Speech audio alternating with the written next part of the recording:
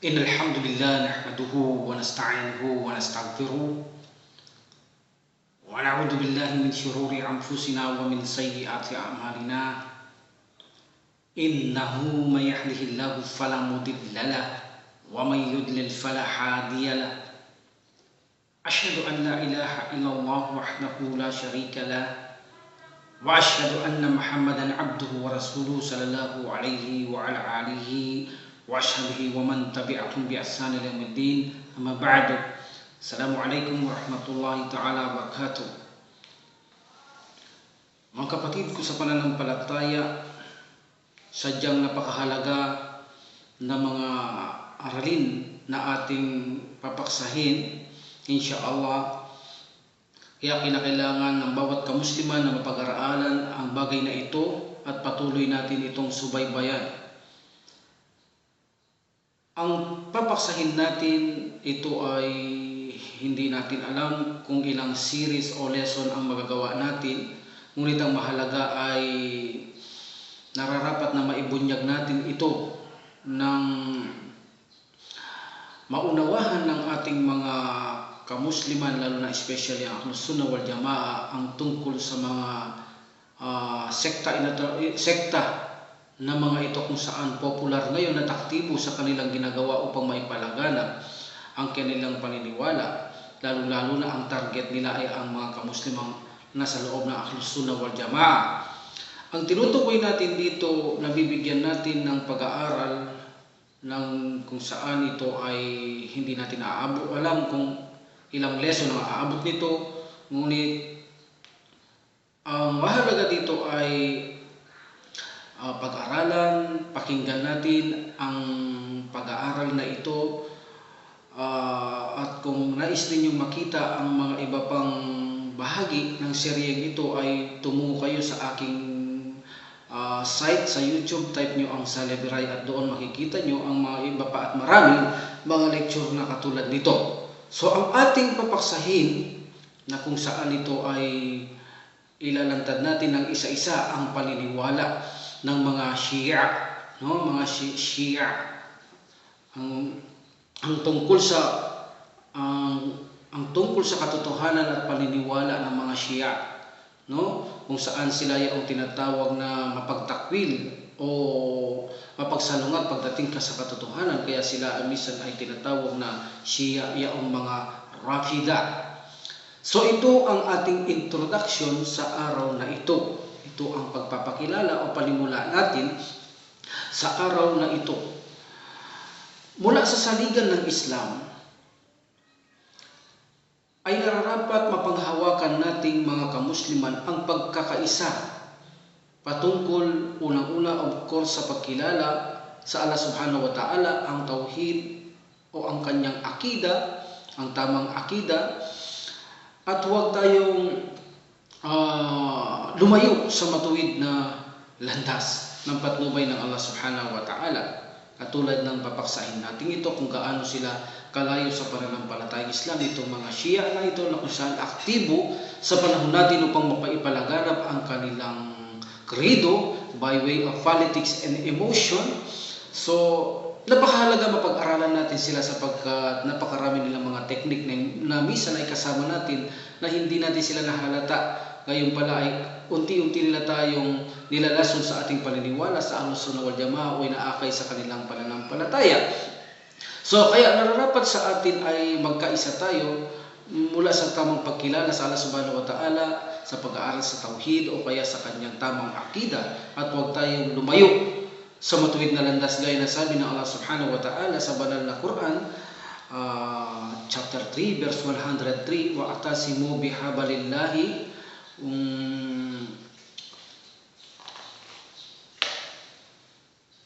wa'tasimu bihabalillahi jami'an wa la tatafarraqu.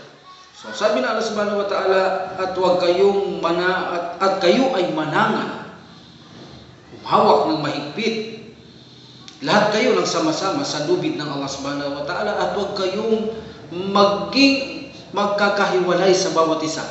Ibig sabihin ay panghawakan nating mahigpit ang Islam o ang Quran o ang Tauhid o ang Kalimatu Shahada ng Allah subhanahu wa ta'ala, at huwag tayong magkaroon ng bahabahagi. Ang mga naunang mga Muslim sa atin ay nagsimula ang mga ito na may magkakahalintulad na paniniwala, ang pananampalataya sa tamang patnubay sa relihiyong ito tungo sa katotohanan, kung saan ay nagkakaisa ang mga kamusliman noon sa pinakadiwa ng tauhid hanggang sa panahong sumapit ang pamumuno ng ikatlong khalifa na si Uthman bin Affan radhiyallahu anhu. So katlong nang ito ay mangyari ang pamumuno ni Uthman bin Affan, ang ikatlong khalifa ng pananampalatayang Islam, na kung saan alam natin ito ay pinatay na pataksil ang pangatlong khalifa na ito radhiyallahu anhu na si Uthman bin Affan, at dito na nagsimula ang fitna. So dito na nagsimula ang fitna, no? Dito nagsimulang nabuo at lumutang ang sekta ng Khawarij, at kung saan nagsimula ang pagsulungat sa katotohanan ay nagmula sa mga Khawarij at nagsimulang gumawa ng mga bid'a sa pananampalatayang Islam, at nagsimulang gumawa ng pagkitil pa ng mga buhay sa mga mananampalatayang Muslim noon.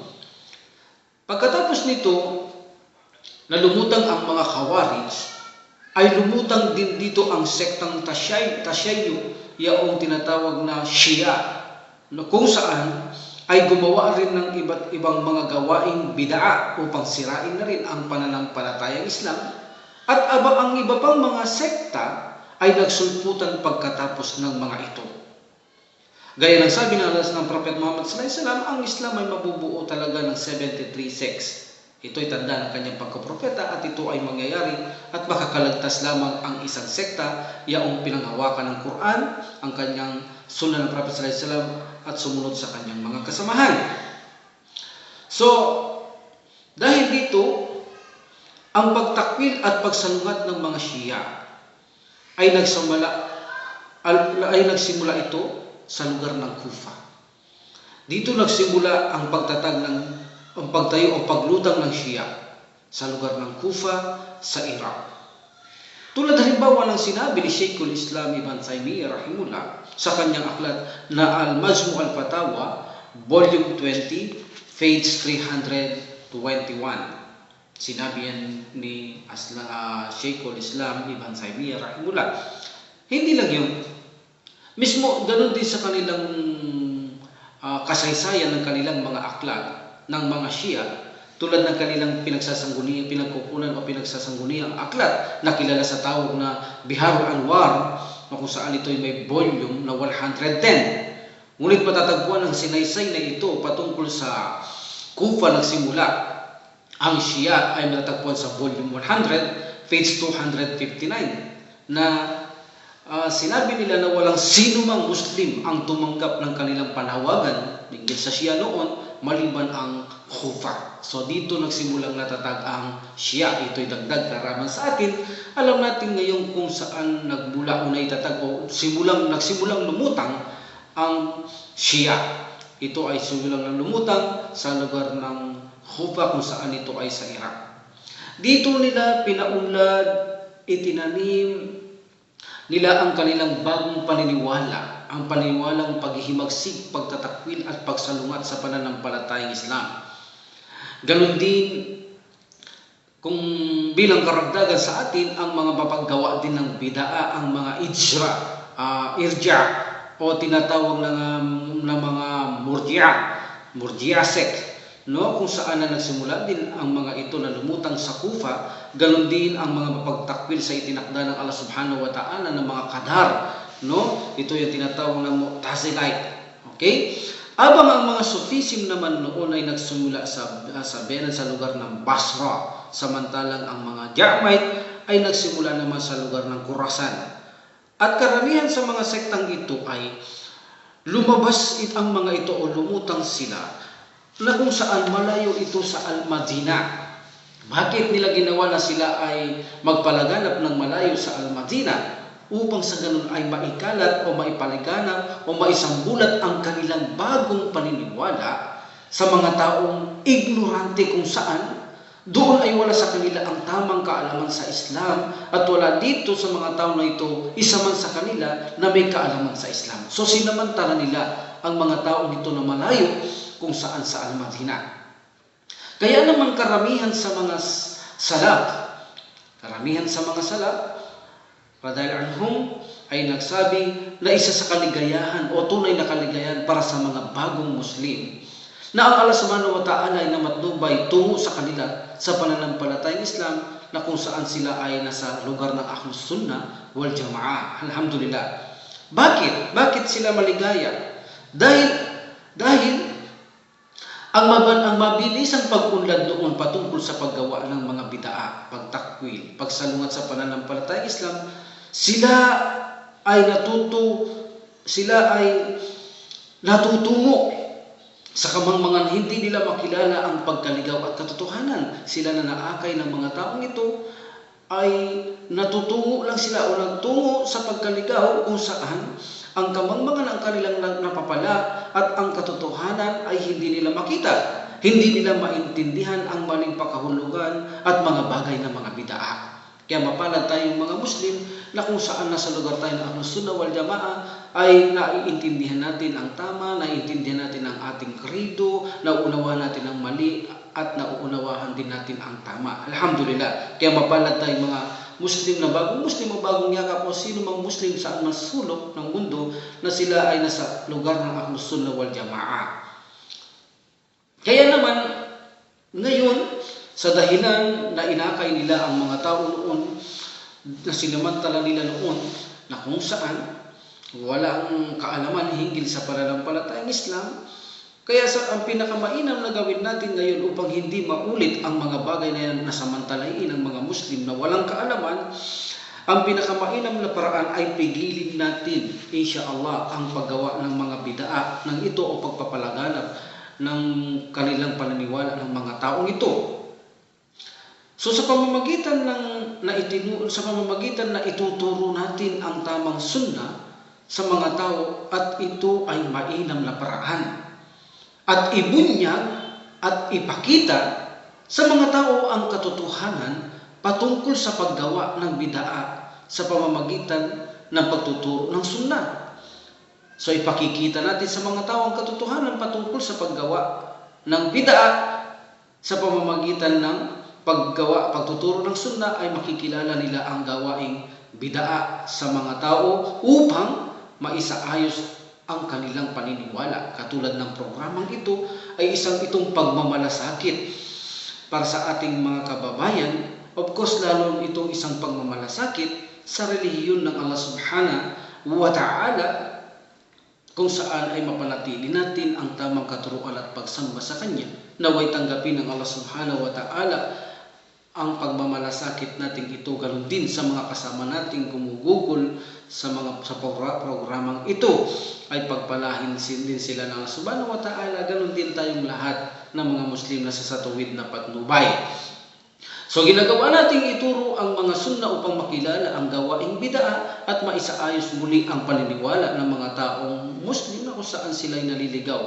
Kaya naman ang ating mga scholars ay ginawa nila ito ang pagbubunyag tungkol sa mga bagay na gumagawa ng mga bidang ito. Ang mga taong ito, ginagawa nila ito na ibunyag ang mga taong ito na sumasalungat at gumagawa ng bid'a sa pananampalatayang Islam ay upang sa ganun ay maipakilala nila sa atin ang kanilang ginagawang pagsalungat sa pananampalatayang Islam at maling paniniwala nila at upang hindi tayo maakay sa pagkaligaw tulad ng naakay nila noong unang panahon at naaakay pa nila ngayon ng mga ignoranteng Muslim.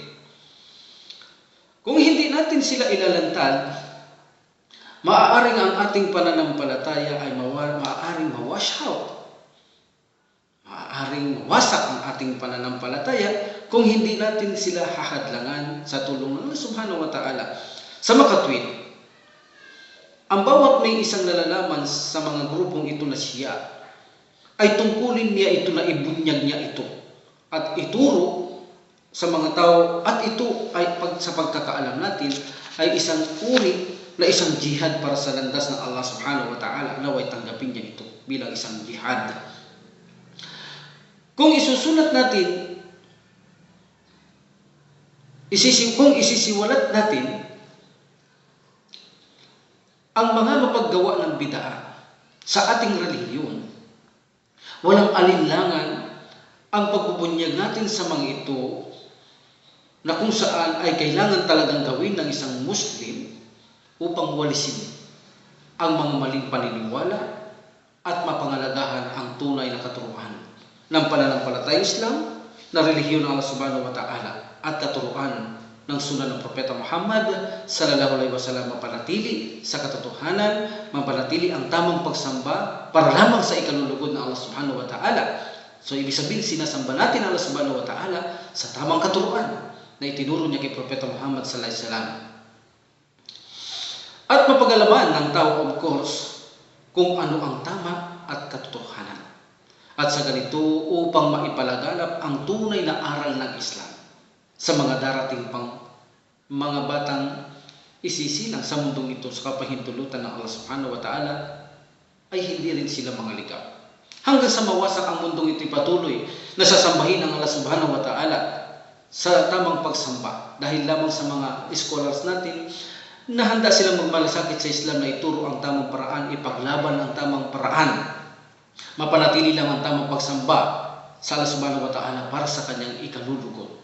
Naway ang timpalaan sila ng pinakamainam ng Allah Subhanahu wa Ta'ala, ganon din sa ating lahat. Itong mga Shia Rafida na ito, sa ating panahon ngayon ay aktibo ang mga ito upang ikalat ang kanilang maling paniniwala sa mga pamamagitan ng pagtawag sa mga tao na may halong political at emotion. Ito ang kanilang way of dawa. Ang way of dawa nila ay kapag sila ay nakikiusap o nagdadawa o nagbibigay ng dawa, especially ang target nila ay ang mga Ahlus Sunnah wal Jamaah, makikita mo ang kanilang way ng pagdadawa ay political na may halong emotion upang sa ganun ay akitin ang tao at tanggapin ang kanilang krido. Ang sektang ito, ang Shia Rafida, ang pinaka-aktibo sa panahon natin ngayon kung saan ang kanilang doktrina ay ikinakalat nila ito at ang pinakapangunahing target nila na maikalat nila ang kanilang doktrina o pangunahing pinupuntirya nila ay ang mga Muslim na kung saan nasa loob ng Ahlus Sunnah wal Jamaah. So nang dahil dito ay pinili nating paksahin ang mga ito, ang kanilang mga katuruan at ano ang katotohanan mayroon sila sa pananampalataya upang sa ganun ay makilala ng natin sila at mayroong mga kadahilanan kung bakit nating karapat dapat pag-aralan at ibunyag, isiwalat, ipakita, ipabatid sa mga Muslim ang mga taong ito. Kabilang na rin of course sa mga hindi pa Muslim na kung bakit ang mga Muslim ay nag-aaway-away, hindi nila nauunawa ng dahilan na mayroon palang ganitong sekta sa loob ng Islam na sinisirang Islam, kaya naman sa ganun ay nagkakaroon ng kaguluhan, nakikipaglaban ang mga isang Muslim sa katwiran at ang isa ay ang pagsirain ng Islam upang maunawahin din ito ng hindi mananampalataya na ang mga Muslim na nakikipaglaban sa landas na Allah Subhanahu wa Ta'ala ay hindi tunay na masasama, kundi ang sumisira sa tunay na relihiyon at pananampalataya at katuruan ng dakilang maglilikha, sila ang masama. So bakit natin kailangan silang pag-aralan? Una ay dapat natin pag-aralan sila upang magkaroon tayo ng kaalaman sa kanila. Una, itong sektang ito, patungkol sa kanilang pinanggagalingan ng kanilang katuruan at mga aklat. Itong mga sektang ito, patungkol sa pinanggagalingan nilang mga katuruan at mga aklat, ay nagtatatag ito ng mga malalaking pagsasalungat sa relihiyong Islam. Ganito ang kanilang pinagkukunang yaman o mga source at kanilang mga aklat ay nagtatatag o naglalaman ito ng malalaking pagsalungat sa katuruan ng pananampalatayang Islam. Tulad na lang halimbawa ang pagtawag nila sa kanilang paniniwala. Tinatawag nila ang kanilang paniniwala ng Dinul Imamiyah o Imamite Din. Hindi nila dito ginagamit yaong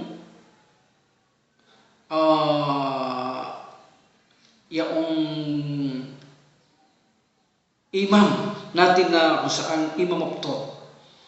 No, hindi nila ginagamit ang madhab, ang ginagamit nila ay din.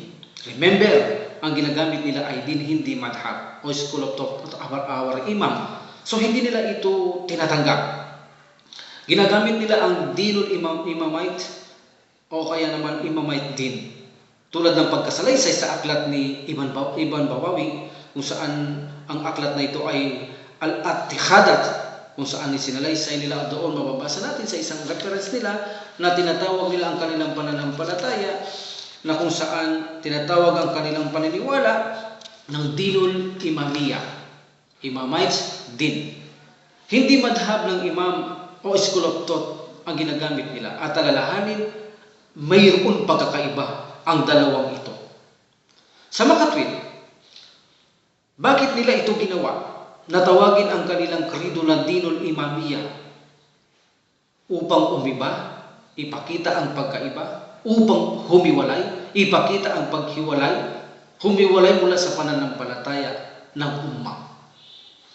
Isa sa pinagkukunan nila ng aral o kaalaman upang ituro ito, at ito may mga narration, ay ang aklat kung saan ang author nito ay si Al-Majlisi, na namatay noong 1011 after Hijrah. Mayroon itong volume, 110 volume, na itunuturo nito na galing ito na isa sa kanilang mga imam.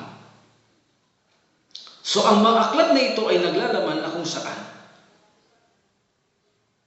ay sumasalangat sa katuruan ng pananampalatayang Islam. Napakaraming volume ito. So napakahalaga ngayon na mapag-aralan natin sila, sapagkat kung hindi ay maaring tayo ay mabitag din ng mga ito o mabigyan ng alinlangan ng ating mga puso hinggil sa ating paniniwala. Pangalawa, kung bakit natin kailangan pagharalan ang mga Shia. Dahil ang sektang ito, sila ay mga full-time upang ipalaganap ang kanilang mga krido. Masipag, masigasig, full-time. Meron silang mga ngaral na mga full-time talaga saan man sulok ng mundo. So ibig sabihin, maaaring isang araw, ikaw ay madatnan nila o maabutan nila sa pahintulot ng Allah subhanahu wa ta'ala. At least, of course, kilala mo sila at hindi ka nila maaring malinlang. Kilala mo ang kilos at galaw nila. At mayroon silang mga well-organized saan man sulok ng mundo. Mayroon sila nito. At ang most concern nila na targetin upang magbigay ng dawa, yaong mga full-time nito, 24 hours, mayroon silang mga daiya, ay ang Ahlus Sunnah wal Jamaa. Nasa loob ng pananampalataya Islam na kung saan ito ay sila yaong Ahlus Sunnah wal Jamaa, yaong sumusunod sa Quran, Sunnah ng Prophet sallallahu alaihi wasallam at mga kasamaan ng Prophet sallallahu alaihi wasallam. Gumugugol sila ng maraming kakayahan at lakas upang maipalaganap sa mga kamusliman ang kanilang krido, ang kanilang pandaraya hinggil sa kanilang paniniwala sa pamamagitan ng political at emotion. At gumagamit din sila, of course, ng paggugol ng kayamanan o mga salapi. Magampanan lamang nila ito. Saan man sulok ng mundo, tumutulong sila upang gumugol sa mga ito. Sa kanilang mga kasamahan na kung saan gumugugol sila sa gumagawa at nagmamalasakit o sumasama sa pagpapalaganap sa kanilang krido.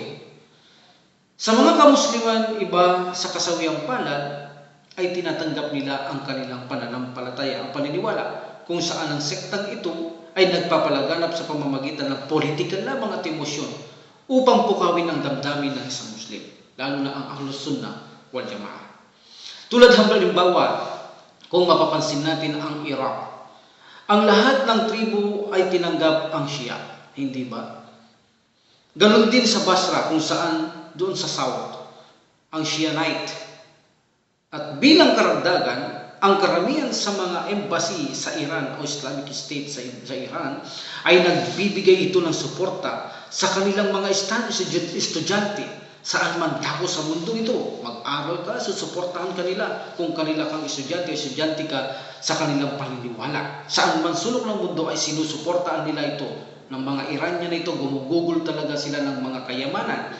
At nagbibigay din ng mga tulong sa mga Islamic Center upang manlinlang sa mga Muslim na hindi pa Shia o kaya ang Sunnah wal Jamaa. Nagbibigay sila ng tulong upang maumpluwensyahan ng mga kamusliman sa kanilang mga komunidad na may kasamang verbal na suporta at financial support. So, kaya ang mga Muslim na nahihilig minsan sa financial, bagamat alam nilang siya, dahil sa pera ay ito ang nangyayari sa kanya. Siya ay nagpapa-impluwensya sa mga Shia. At sila, ang mga Shia na ito, ay nagpo-focus ng dawa upang tawagin ang Muslim sa kanilang landas.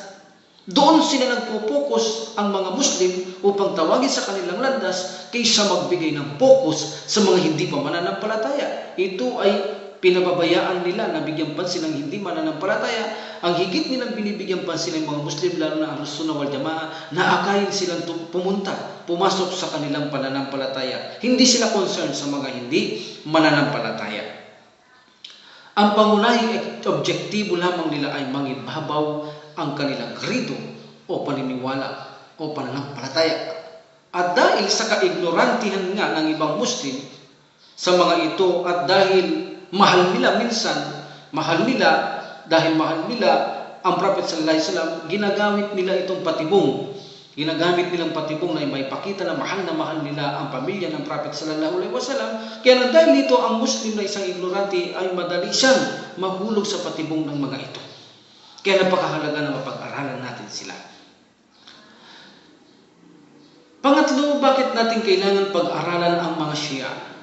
Minsan kasi ang sektang ito ay maraming kaparaanan upang linlangin ang mga Muslim. Sasabihin nila na wala naman pagkakaiba ang ating mga kaparaanan sa pagsamba. Upang sa ganun ay malinlang lamang nila ang Muslim. No? Dahil sa kanilang mga kaignorantihan, hindi na nila ito binibigyan pansin ang pag-aaral sa Islam, lalo na ang ganitong mga pag-aaral. Hindi nila kinikilala ang mga kaaway ng Islam o nanliligaw o itinatakwil ang tamang katuruan sa pananampalatayang Islam. Kaya minsan sila ay nahuhulog sa kanilang patibong. So sa ganito sila ay pumupunta sa mga Muslim, sasabihin ng mga Shia kung saan, sasabihin nila parehas lamang lang naman ang ating mga pamamaraan. Maliban lamang sa fiqh, doon lang tayo nagkakaiba. So makikita mo, ina-attribute nila ang kanilang mga sarili katulad ng paniniwala ng mga Ahlus Sunnah wal Jamaa. Ngunit, kung susuriin mo sila, gaya ng sabi nila, na naiiba lamang sila sa pagitan ng fiqh, ang Ahlus Sunnah wal Jamaa at ang Shia, kung ganon, kung magkaiba tayo sa fiqh, ibig sabihin ay overall na magkaiba tayo. See? Tingnan mo ang kanilang panlilinlang. Of course, kung magkaiba tayo sa fiqh, overall ay magkaiba tayo. Ginagawa natin ang pagbubunyag na ito, tandaan natin mga kapatid ko sa pananampalataya, upang putulin ang kanilang panlilinlang, upang putulin ang kanilang pandaraya, at magkaroon ka ng kaalaman sa pananampalatayang Islam upang hindi ka malinlang ng ninupaman na darating sa iyong paligid o tabi na isang taong nanlilinlang upang akayin ka sa pintuan ng impyerno. So kailangan kang makapag-aral, kaya naririto ang ganitong uri ng mga programa ay upang sa ganun ay mapagmalasakitan ng bawat kamusliman at magkaroon ng kaalaman upang maging pananggamo mula sa pagkiligaw, upang ikaw ay patuloy din maglakad sa matuwid na landas. Pang-apat, kung bakit kailangan nating ibunyag isiwalat ang mga Shia. Sapagkat ito ang mga sekta na kung saan ay labis nilang inaatake ang mga sahaba o kasamaan ng Prophet Muhammad sallallahu alaihi wasallam, na kung saan ay sinabi pa naman ng Prophet sallallahu alaihi wasallam na ang best generation pagkatapos niya ay ang kanyang mga sahaba. At sinabi rin niya na kailanman ang kanyang mga kasamahan ay hindi mailalagay sa kamalian hanggang sa magunaw na ang mundong ito. Ngunit ang masakit, ang mga Shia ay labis-labis nilang inaatake ang mga sahabang ito sa pamamagitan ng kanilang mga aklat, sa kanilang mga dila at pagpapalanghanap sa mga taong ito upang sirahin ang mga sahaba, upang pamalihan, upang gawin silang hindi mananampalataya. Subhanallah. Kaya naman ginagawa natin na dapat nating ibunyag sila. Isa rin ito ng tanda ng pagmamalasakit sa mga companions ng Prophet Muhammad sallallahu alaihi wasallam upang maipagtanggol sila na labis nagsumikap, na nagtulong-tulong upang mapaunlad, maisabuhay, maituro ang pananampalataya ng dakilang manlilikha na si Allah subhanahu wa ta'ala. So kailangan ipakita rin natin na mahal natin ang mga sahaba kung saan sila dinilibak, inaatake ng mga Shia ay ipakita natin sa Allah subhanahu wa ta'ala na mahal natin ang mga minamahal ng Allah subhanahu wa ta'ala upang tayo mahalin din ng Allah subhanahu wa ta'ala. Panglima, kung bakit natin kailangan ibunyag ang mga taong ito. Kinakailangan kung bakit natin ibinubunyag ang taong ito dahil ang mga ito ay mahirap natin makilala. Kung hindi mo sila mapag-aaralan, dahilan mayroon sila kasing paniniwala na itinatag nila ito na tinatawag na at-taqiya, kung saan concealment o ibig sabihin pagkubli o ibig sabihin pagtago o paglihim, mayroon silang itinatag na ganito. Ang sino mang hindi naniniwala sa itinatag nilang ito na tinatawag na at-taqiya, sa kanilang doktrina ay itinuturing ito na kafirun o kafir pagdating sa kanilang doktrina. Kaya naman, napakahirap natin silang matrace dahil marunong silang magpanggap, marunong silang magpubli ng kanilang katotohanan, kalagayan at kanilang tunay na paniniwala. So kung pag-aaralan mo sila, ay hindi ka maghihirapan na sila ay makilala mo sila. Sa ganito, isa ito sa dahilan na kailangan nating ibunyag, isiwalat, ipakilala sa madla ang mga taong ito na mayroong paniniwala tulad ng mga Shia. Sa ganito, ang kanilang paniniwala na ito na itinatago nila ang kanilang katotohanan paniniwala, minsan ay apektado sila dito na hindi nila nauunawahan. Bakit? Sa ganito ay hindi kasi nila na ipakikita sa mga tao ang kanilang katuruan, ang kanilang paniniwala. Karamihan lamang sa kanila kasi ay nagpo-focus lamang sa pagdadawa sa pamamagitan ng aspetong pampolitikal na may kasama lamang emosyon. Kakaunti lang talaga sa kanila ang nagsusulat ng mga detalyadong aral nila patungkol sa kanilang paniniwala kung tutuusin. Pang-anim kung bakit natin pinag-aaralan, sapagkat marami silang aklat mula sa kanila na ginagawa nila at ikinakalat sa buong mundo, especially sa mga Ahlus Sunnah wal Jamaa. Ang target nilang unang bigyan ng mga ito, kung saan na ang gawa nilang ito, kapag nabasa mo ito ay nagbibigay sa iyo ng doubt. Talagang makikita mo na akala mo ay napakahusay ng mga taong ito at ang kanilang mga pamamaraan ay halos Quran. So makikita mo ang husay ng kanilang pagpapaliwanag sa kanilang krido. So ikaw na mahina sa kaalaman sa Islam o ikaw na isang ignorante ay madali ka nilang maakay upang magkaroon ka ng doubt sa iyong paniniwala kung ikaw ay nasa Ahlus Sunnah wal Jamaa. Ito ay nangyayari sa iyo sa dahilan sa ganda ng pagpapaliwanag nila, ngunit ang katotohanan at kabila nito ay baligtad ito. Karamihan sa mga sinasabi nila, dahil sa iyong kaignorantihan ay naaakay ka nila, napapaniwala ka nila, nag-uumpisang manghihina ka sa iyong paniniwala na ikaw ay nasa loob ng Ahlus Sunnah wal Jamaa. Naisip mo tuloy na tama ang sa kanila.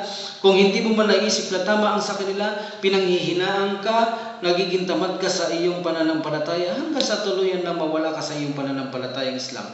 Ang mahalaga sa kanila, kung hindi ka mag-Shia, isa sa mahalaga sa kanila ay magkaroon ka ng alinlangan sa iyong paniniwala hanggang sa ikaw ay maging tamad sa iyong paniniwala. Of course, saan nag-uumpisa ang katamaran kundi magkaroon muna tayo ng pag-aalinlangan sa ating sarili mula sa ating pananampalataya hanggang mawalan na tayo ng gana sa ating pananampalataya. So, ikinakalat nila ang mga ganyang books o mga pamphlets. So dahil dito kailangan nating mapag-aralan upang masagkan natin ang mga ikinakalat nilang mga aklat na ito na kung saan naglalaman ng pagkalihis at pagsalungat sa tunay na aral ng pananampalatayang Islam. Isa pa rito ang mga Shia, hindi nila tinatanggap ang aklat ng mga hindi tinatanggap ang aklat ng mga Muslim o ang Ahlus Sunnah wal Jamaa. So hindi nila ito tinatanggap ang mga aklat na ito.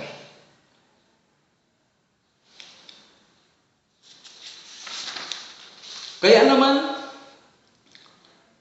napakahirap din makipag-usap sa mga taong ito. Wala kang maibigay na ebidensya pagdating sa sunan ng mga Ahlus Sunnah wal Jamaa. Hindi nila ito tinatanggap. Sa makatwid, marami pa tayong dapat malaman sa mga taong ito na kung saan sinabi ko, inshallah na subaybayan nyo ang mga seryeng ito. Iisa-isahin natin ang mga bagay na kanilang paniniwala at inshallah ay sasagutin natin ito ayon sa sagot ng mga scholars natin, especially si Ibn Taymiyyah rahimullah, si Ibn Usaymin rahimullah, at iba pang mga scholars. Bibigyan nila ito ng paliwanag na atin lamang ipaaabot sa inyo upang sa ganoon ay magkaroon tayo ng idea sa mga taong ito at hindi tayo malinlang ng mga to. So sa mga tweet, oras na para malaman natin ang katotohanan para sa kanilang paniniwala, anuman mayroon silang pananampalataya, ay oras na itong mapag-alaman natin. Mapag-aralan natin ang mga taong ito. Mapag-aralan natin ang isang bagay upang magkaroon tayo ng kaalaman tayo mga Muslim, upang hindi nila malinlang. Higit sa lahat ay mapag-aralan natin ang tunay na aral ng pananampalatayang Islam. Inshallah, sa susunod na serye natin, maaaring magbigay ako ng kakaunting history account on this sect. At pagkatapos, afterwards, we begin to handle and expose their creed one by one. Ibubunyag natin ng isa-isa ang kanilang katotohanan kung ano mayroon sila na pananampalataya. Insha'Allah. Wa akhiru alhamdulillahi rabbil alamin wa salatu wa salam ala rasulillah. Subhanaka lahumma wa bihamdik. Asyhadu an la ilaha illa anta astaghfiruka wa atubu ilaik. Assalamualaikum warahmatullahi wabarakatuh.